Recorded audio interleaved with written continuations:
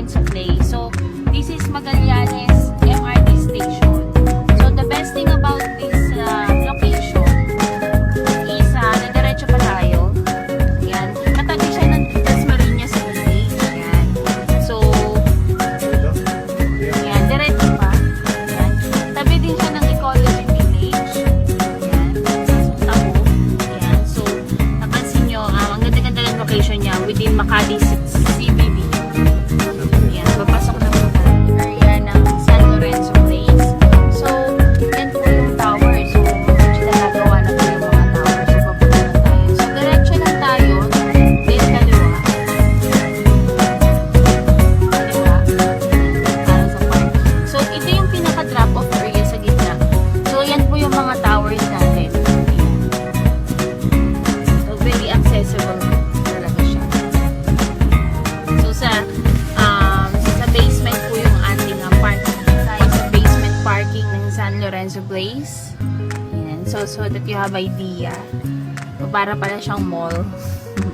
So, actually, may mall naman po talaga dito sa San Lorenzo Place. May podium po tayo.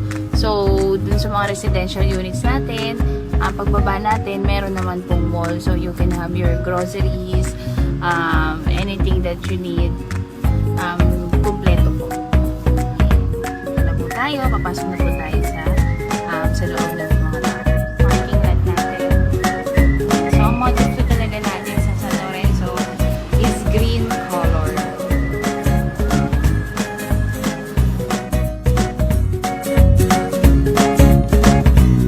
Dito po tayo sa drop-off area po ng San Lorenzo. So, from the parking lot, mapakita ko sa inyo yung drop-off area.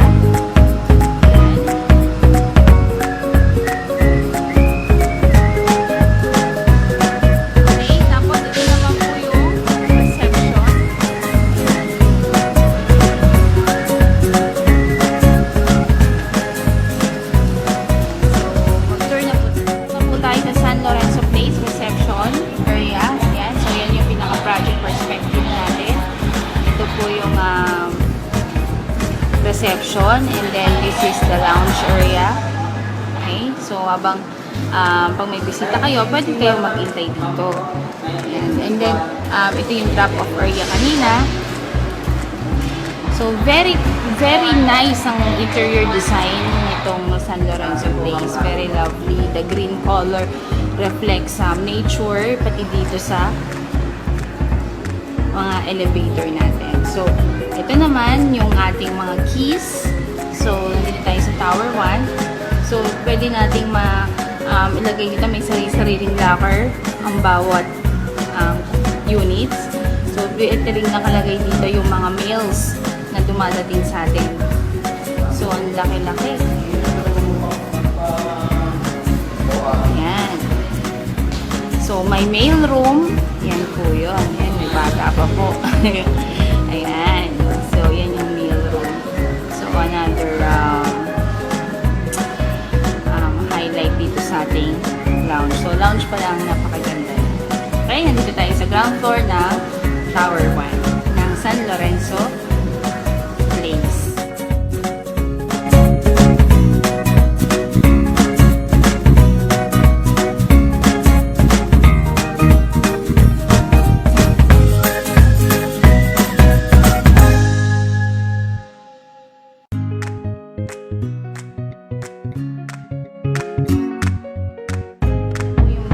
Project perspective ng San Lorenzo Place. So, actually, nandito po tayo sa Tower 1. Ayan, ito yung Tower 1. So, ang turnover niya po, which is talaga naman po natupad, is this year. So, ito yung Tower 2. Ayan, Tower 2. Tapos, yung nasa likod, Tower 3. 2017. Tapos itong nandito, Tower 4 is 2018. So, ang maganda sa project na to, meron siyang mall sa baba. Yan. So, yan sa ground floor na yan, mabubuksan siya this year, yung mga malls na yan. So, dyan po tayo galing kanina. Ayan. So, nandito po tayo ngayon sa Tower Pan. So, the nice thing about the project, besides from a very good location, accessible to the port, Makati CBD and airport, meron din siyang garden deck. So, bukod sa amenities sa first floor and then the mall, you can have relaxation here in garden deck. So, hindi pa po nagtatapos dyan. Yan pa po sa 6th floor. May tennis court. Ayan. The swimming pool. Ayan. Ayan. So, inuulit ko, basement po. Dun po tayo magpa-park. Ayan.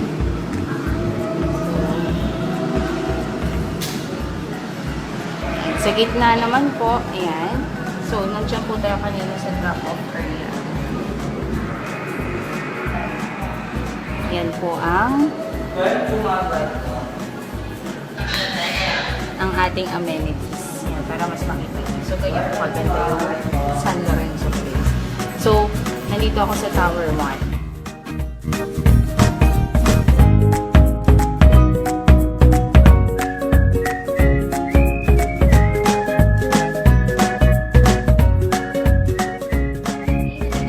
Sa elevator ng San Lorenzo Place. Ayan. So, high-speed elevator. Pumunta tayo sa 6th floor. So, marami na po palang nakatira dito ngayon. So, punta na po tayo. Nandito na tayo sa 6th floor ng Tower 1 San Lorenzo Place. So, ayan po yung ating elevator. Tapos, dito po yung gym. Tingnan nyo po yung ceiling. I mean yung flooring. Napakaganda ng interior design. So, diretso tayo sa garden deck. Ayan. Para makita nyo.